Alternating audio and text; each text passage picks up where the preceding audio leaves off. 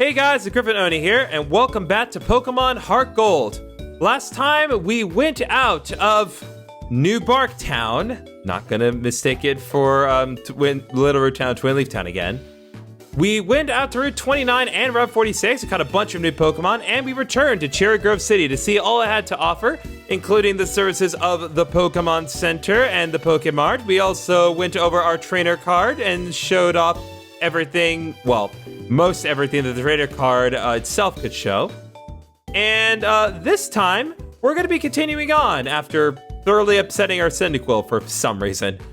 Anyway, before we head out, I actually do want to show something off. I want to talk about the Pokegear real quick.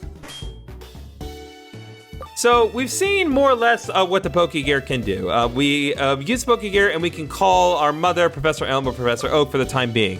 And as we go through our journey, we will have access to more contacts. But I do want to kind of show what we have here. So up top there, on the top screen, we can see specific information, some of which is accurate, some of which is not accurate. It is not Tuesday, my dudes. It's actually Saturday. That's actually not true either. It's actually Sunday. I don't usually record on Sunday, but anyway, the information up there is based on the information that is in your DS's system. So if my DS had the correct date in there, it would be showing the correct day. I definitely need to fix that after this episode's over. It also shows the Wi-Fi connectivity, which, again, theoretically, it would be able to connect to Wi-Fi if it could. The Wi-Fi transmitter on the 3DS is on, but it doesn't apply to the situation. Now, if we go to our map function on the bottom here, we can see some neat little bits of information. We see kind of a broken down map of the Johto region, and we actually can find little bits of info on the different cities that we are at. In New Bark Town, we have a town where the wind blows and tells of impending change. And if we move over to Cherry Grove City, we can get a description of that, which is a city where you can smell small flowers and a sea breeze, which is very nice. It's really nice that you kind of get little bits of information here. And it's not just the cities, too. You also get descriptors for each of the individual routes that you visit. So on Route 29, for instance, a road that begins a journey. The road smells like freshly cut grass. And then further north on Route 46, a way home that runs from the base of the mountain to the plains. You actually can get descriptors for subsequent routes, but I'm not going to go over those right at the immediate moment because I don't want to spoil everything. Now, with the Y button, I believe, you can actually mark specific details about any given route that you want. If we hit Y button on the bottom screen, we can actually mark specific things with either one of our little character symbols or with a specific word. So, for instance, I am going to mark New Bark Town with our Y button with the home symbol, just so we get a little reminder for ourselves. And if I wanted to change, add a specific word to it, I could, but we're not going to do that right this second because I don't like the word system. I know some people do like it, but I personally do not care for it. But at the very least, we can assign a little home marker to it, and as you can see on the top screen, it does affect the deals about New Bark Town's descriptors. You can use this to remind you about where your home is, where certain Pokemon are. If you want to remind yourself of that, you definitely can. One specific thing that I will do at 29, just to kind of demonstrate the word thing, actually. If I go here and select a Pokemon, I can assign, let's assign Rattata here. So now I can indicate that Rattata was found on Route 29, and that may be a good way for you to kind of check to see what you have caught here and what you have not caught. You can also toggle the map scale with X if you want to get a kind of a closer zoom in on this. And it's really nice. There's a lot of time and attention that went into the map function of the game, because in some other games, it's just, here's an image of a map. You can move a cursor on to see where you are, but there really is a good system of kind of taking notes here, which for those who like to have notes in front of them all the time, it can be a really cool thing. Only thing you have to be mindful of with the note system is that there are only up to 4 notes you can have per location. You can have notes for literally every individual location, including the individual towns and routes, but it's only 4 per location. So if you are very dependent on the notes, you do need to be mindful of that. But with all that preparation out of the way, I would like to go on to Route 30. Now, here on Route 30, there is a lot that we can find here. And I do want to see what we can find in the grass to start off. Yes, we have found our first new Pokemon here. Exclusive to Pokemon HeartGold. Well, semi-exclusive, but we'll get to that later. And available only during the morning or daytime is Caterpie. Now, Caterpie is the original early game bug type. It's a Pokemon that is meant to be helpful in the early game by fully evolving it really early. It evolves into Metapod at level 7, and soon after, it will evolve into Butterfree at level 10. Now, Butterfree doesn't have the best stats for the long game, and its typing is not good defensively. But there are still advantages to using Butterfree early on. First of all, flying types can be helpful for some of the early game bosses, as we previously discussed, and its bug type makes this especially true against fighting types. Additionally, Butterfree gets early access to Poison Powder, Stun Spore, and Sleep Powder, moves that are able to inflict status conditions, which will make catching Pokemon easier. In addition to learning bug and flying type moves, Butterfree also learns multiple Psychic type moves to level up. What makes Butterfree even better is that it was made more usable after the physical special split, since prior to this generation, all bug and flying type moves were considered physical, which is not its best offensive stat. Despite all the positives, it's still not the best Pokemon to use late game, as its moveset and ultimately lackluster stats will cause it to struggle in the long run. Also worth mentioning is that you can catch a wild Metapod, but I highly suggest not doing so if you intend to raise it, as it will only know the move Harden and will not be able to attack at all in battle until you train it into a Butterfree. So definitely catch it as a Caterpie. Speaking of which, Caterpie, the worm Pokemon. For protection, it releases a horrible stench from the antennae on its head to drive away enemies. If you wish to give a nickname suggestion to Caterpie, feel free to do so. But since we already have 6 Pokemon in a party, Caterpie gets transferred to someone's PC. Now, I do want to go up here right now. Oh, you're wearing the running shoes. Okay, he says the same thing as before. Good to know. Now, we can't do anything new over here. We're still going to have to go up through the grass. Okay, now, over here. Pokemon can use moves as long as moves still PvP. Okay, still no new information yet. All right. Now, over here is a trainer. We have many trainers that we're going to be fighting as we go through our journey. It's much like that fight with our rival Argento in the last couple episodes. So, as we proceed forward, I'm going to use this time to talk about the new Pokemon that we can find here and maybe speed things up a little bit because there are a handful of new Pokemon that we can find here. And it's important that I have the time to go over them in detail. So, let's begin. I just lost, so I'm trying to find more Pokemon. Wait, come on, let's battle. Well, how dare you, sir.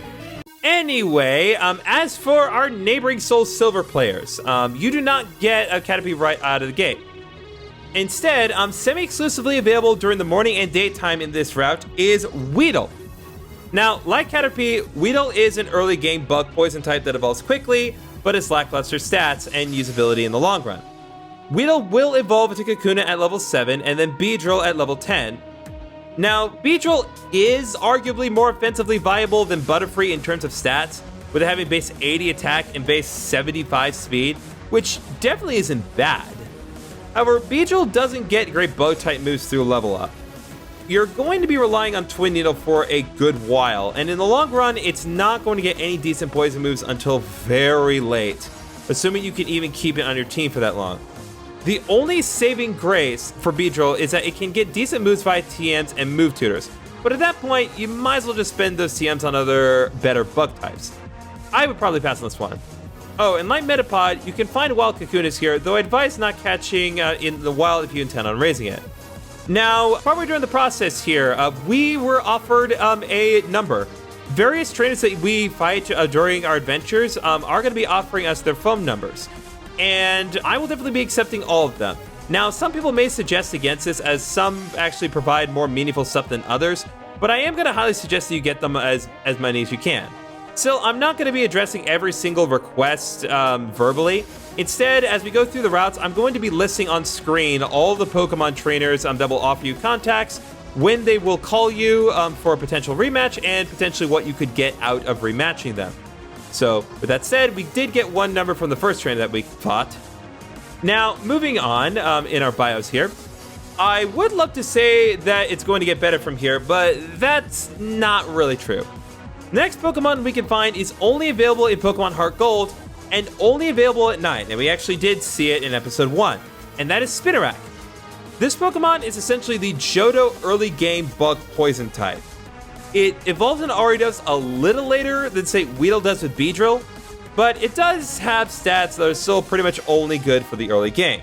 Luckily, this Pokemon is more helpful than Weedle, even if only for the early stages. It is base 90 attack, which is straight up good. It learns a unique set of moves through level up, including a mix of bug type, ghost type, dark type, and even a psychic type move. Though strictly through level up moves, it's not going to serve you well as a poison type, as the only poison attack it gets through level up is Poison Jab at level 50.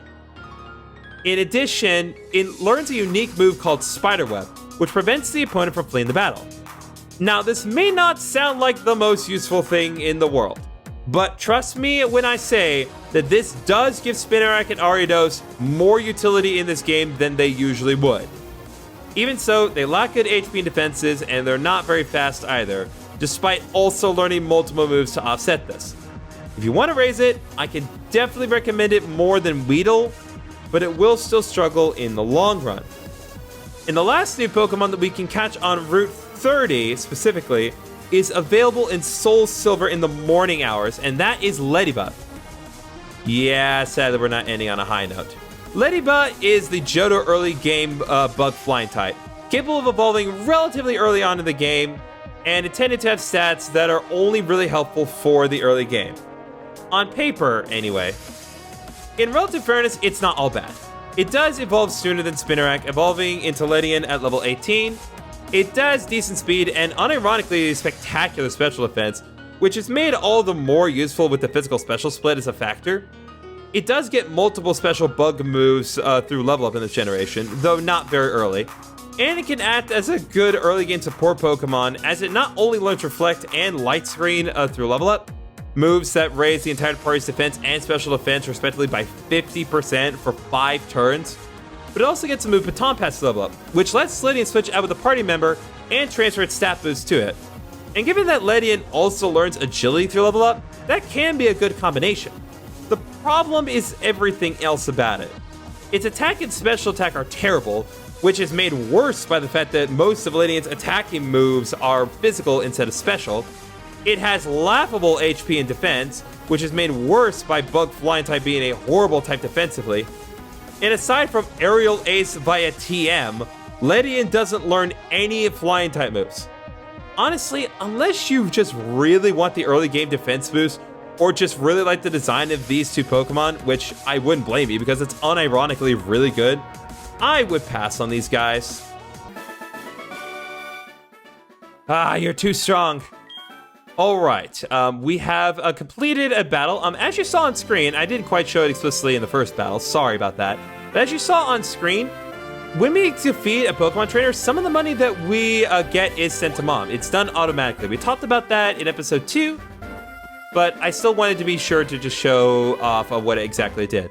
Now, I did not talk to you. You're not a trainer as far as I recall. I'm not a trainer. But if you look in the eyes, prepare to battle. More if they look at you in your general direction. Now, right here, it looks as though a tree can be cut down. Looks like the apricorn has not been fully restored yet. I'm actually going to go back to the Pokemon Center real quick, not just because Blazer took a bit of damage in the previous battles, but I do want to do a little adjustments to the party real quick. So back at the Pokemon Center, we're now probably going to interact with the PC.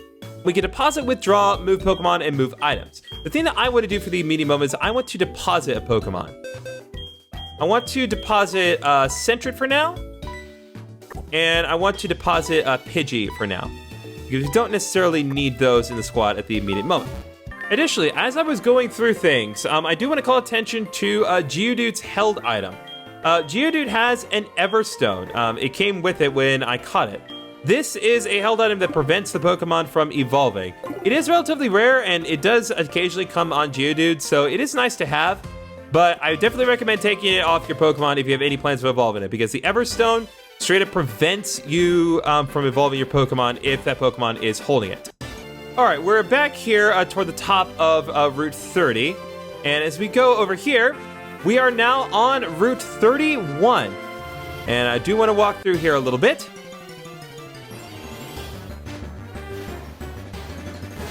Oh, we found a Metapod. I think I'm gonna pass on this one for now.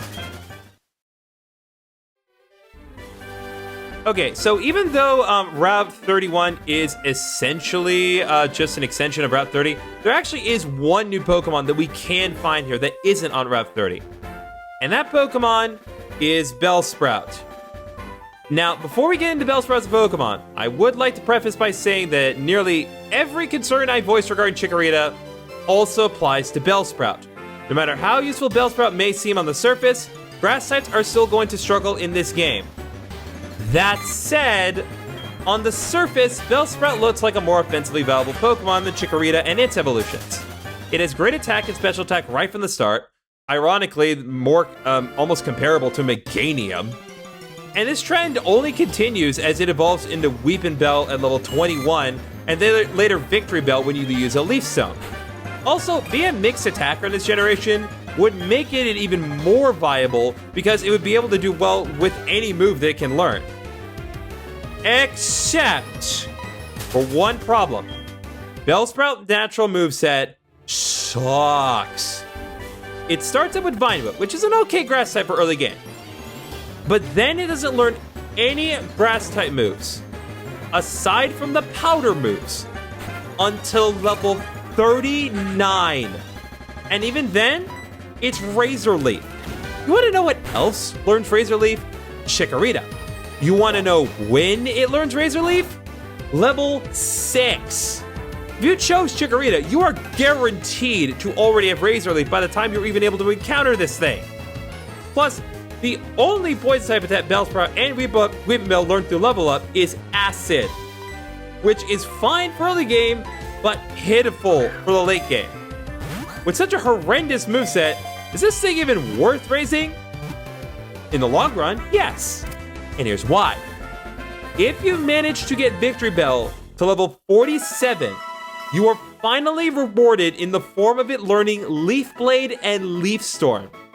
Leaf Blade is a base 90 power physical grass type move with a high critical hit chance, and Leaf Storm is a base 140 power special grass type attack that lowers the user's special attack by 2 stages after being used. Think of it as the grass type equivalent of Overheat. These are some of the absolute best grass type moves in the game. Because of this, Bellsprout is definitely a Pokemon that requires TMs in order to keep it useful early on. But if you're patient enough, it can be a destructive force of a grass type. Regardless of how you feel about Bellsprout, I highly recommend catching 2 of them. One for yourself, and one for reasons that we will see later. And since I have just caught myself a Bellsprout just now, if you wish to give a nickname to Bellsprout, you are free to do so in the comments.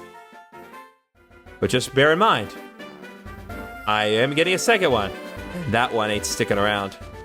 So give me a minute while I try to find myself another one of these darn things.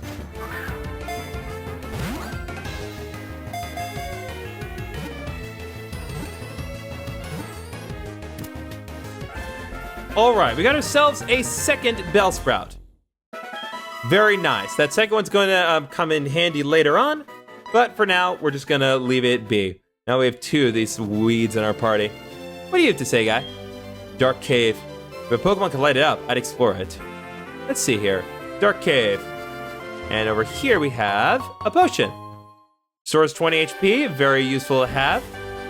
Now, let's take a look at this Dark Cave. I'm not that much of a coward. I'm allowed to look inside, right? Oh, I love dungeon sprite artwork. So as you can see, it is pretty dark in this Dark Cave. It definitely lives up to its name. However, while there isn't a whole lot we can do here right now, there are a couple new Pokemon that, even in the darkness, we can find for the very first time. And as you can see, one of them is Zubat. Now, I'm sure that some of you are either audibly groaned at the thought of course it's found here, at the mention of Zubat. This Pokemon is infamous for being commonly found all the time in caves, and is commonly used by the enemy team. It is utterly useless. That is until you get Wing Attack. Once it gets a proper Flying type move, Zubat instantly becomes much more usable, and it only gets better as it develops into Golbat at level 22, and then finally Crobat through Friendship, a factor that we have not seen up until this point. Crobat is one of the best Flying types in the game, having relatively high and well-balanced stats across the board, with a major outlier of its insane 130 base speed, making it one of the fastest Flying types, and I believe at this point the fastest Poison type in the game. Plus, to this day, no Pokemon other than the Zubat line has their type combination. It learns a wide array of moves, both decent Flying type moves such as Air Cutter and Air Slash, as well as great Poison type moves such as Poison Fang and Cross Poison. It even comes with some fun debilitating moves such as Confuse Ray and Mean Look, which give Crobat a lot of utility in this game. And that's just through leveling up. It's honestly insane how much good Crobat did for this super common and super underappreciated line of Pokemon. I would definitely recommend giving Zubat a chance if you haven't done so. And I, for one, have every intention of doing that, because this Zubat here is going to be a part of my party, provided I can catch it. Because I like Zubat so much, I'm actually going to try to catch it in a Premier Ball. Yeah, there we go. Caught ourselves a Zubat. Now, I actually have a bit of a dilemma here. I was going to give Zubat a specific nickname. Anyway, Zubat the Bat Pokemon, while flying, it constantly emits ultrasonic waves from its mouth to check its surroundings. But this Zubat is female, so I need to think here. We're going to name this Zubat Ceres, after Ceres Victoria from the Hellsing series. If you're familiar with that series, you're awesome, because Ceres is an awesome character. Now, unfortunately, my party is full, so if we want to get Ceres properly into the party, we are going to have to take a minute to deal with it. Now, before we do, I do want to talk about the other new Pokemon that we can find here. Found 1% of the time in the Dark Cave is Dunsparce. Now, before we get into Dunsparce, I should preface that while it is technically the earliest point that we can catch it, I would be remiss if I didn't point out that we will be able to find this more easily in the future once we have the ability to freely explore more of the Dark Cave. But for now, we can find it here, and it won't make much of a difference when you catch it. Dunsparce is the textbook definition of missed potential. Dunsparce is a normal type, and while normal type is not particularly great against anything, normal type Pokemon tend to offset this by being able to learn a wide variety of moves to give them lots of coverage and utility. And Dunsparce is no exception. It's made even better by Dunsparce's wonderful ability in the form of Serene Grace, which doubles the odds of any secondary effects of moves to occur. For example, if I were to teach Dunsparce the move Thunderbolt, which normally has a 10% chance to paralyze the target, those odds double to 20%. This would give Dunsparce a lot of competitive viability that most Pokemon would never have. If not for one thing, its stats. They're painfully average at best. He's incredibly slow, and despite having decent HP, he learns very few moves to complement this. If anything, his best move, Flail, ironically works best when he's lacking HP. The rest of his natural moveset is complete trash too. Even for early game, I would pass on this. Because until it gets a good evolution, yes, I said a good evolution, take the hint to Dunsparce, it's never going to live up to its potential. Now, since there isn't really a whole lot we can do in the Dark Cave, even if I knew this place, like, fully memorized off the top of my head, I am going to just kind of walk out of here, and I'll see you guys in a minute, because I do want to go ahead and get my Ceres out of the PC. And I'm not going to be able to do that from the Dark Cave. After all, we don't have the box available. You kids with your modern day portable boxing. Alright, I've done a little bit of a modification. I've deposited the 2 Bellsprouts, and now Ceres is in our party. I actually want to do one quick thing before we do anything else. I want to switch Blazer out with Ceres, so that way Ceres can be at the front of the party for now. And as we can see, moving Ceres up front has put Ceres outside. What do you have to say? Ceres is steadily poking at the ground. How are you doing that? Are you like flopping onto the ground? How does that work for a Zubat? Anyway, a couple things I want to make note of. I want to talk to this guy here. Huh? I walked too far today looking for Pokemon. My feet hurt and I'm sleepy. If I were a wild Pokemon, it'd be easy to catch. Okay, well, you're useless, but you do want to remember that guy for later, because he is more important later on. Now, here we have another apricorn tree, and I believe this one yields us a black apricorn. Definitely very nice to have. Now, we do have one more trainer to fight and get interrupted by a wild Pokemon. God bless.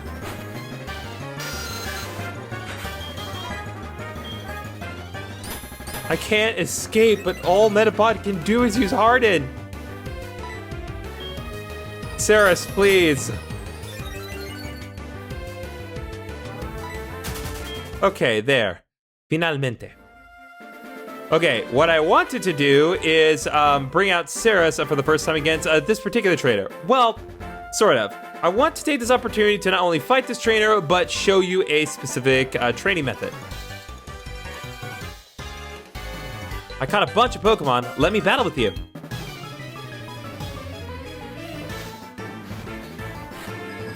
You're challenged by Bug Catcher Wade.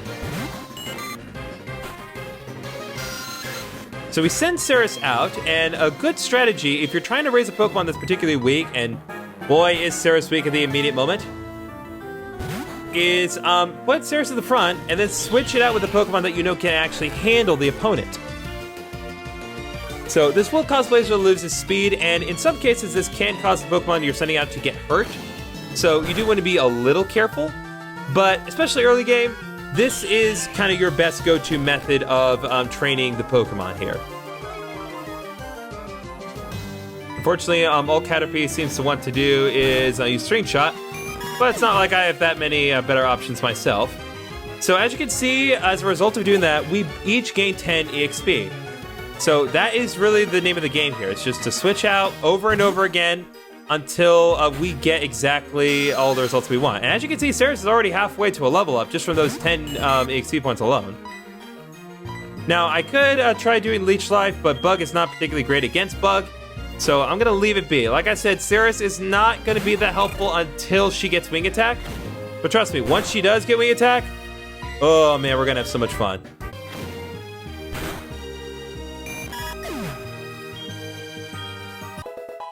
Alright, Ceres grew to level 3 as a result of that. Already, she's improving. And looks like we're going to be sending in a Weedle next. So once again, I'm going to switch Ceres out.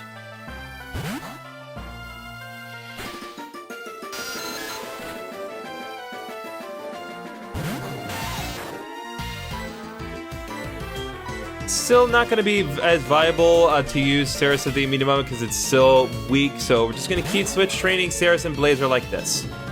I actually forgot to switch Ceres back out for the third one, or the fourth one, so I think I'll at least let Ceres give this Caterpie a chance here. I think a Leech Life can potentially take out the rest of Caterpie's HP.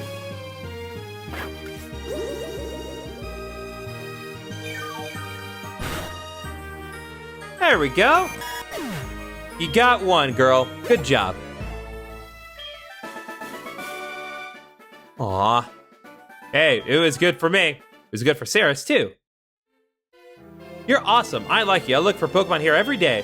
When I'm in the tall grass, I find all kinds of berries. If you like, I'll share some. Could I get your phone number? Absolutely, my guy. Register the phone number in the Pokégear. You'll hear from me as soon as I find anything you might like. All right. So already we're seeing some of the benefits of certain trainers. So as I mentioned previously, some trainers will just call for a rematch, but in other cases, they'll actually call to give you something. So you do want to be mindful of where they are as we kind of proceed ahead, because there is some nice stuff for you. Okay, now up here, there is this guy here. I found a good Pokemon in Dark Cave. I'm going to raise it and take on Falconer. He's a leader of Violet City's gym. I really hope he's talking about a Geodude, because otherwise I don't know what could possibly be found in Dark Cave that's any good. Right, Zubat? Saris is wandering around. Fair enough. We're gonna head here. Hello, guy. What did you say?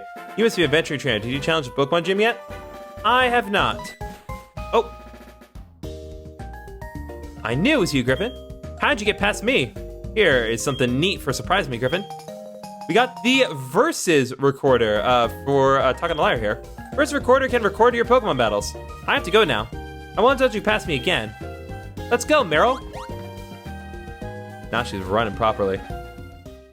So the Versus Recorder is an item that allows you to record Pokemon battles that you do. However, it does not allow you to record Pokemon battles that you do in single player. It is strictly an item that allows you to record Pokemon battles that you do in multiplayer.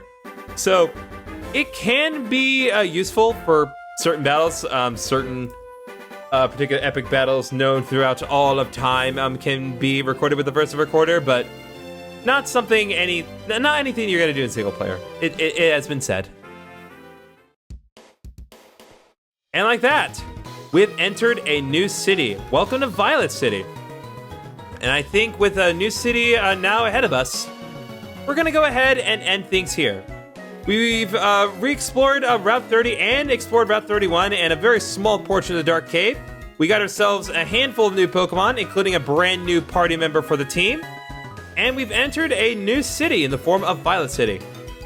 So I think next time on Pokemon HeartGold, we're going to continue on our adventures and see what this amazing city has to offer us. See you guys then.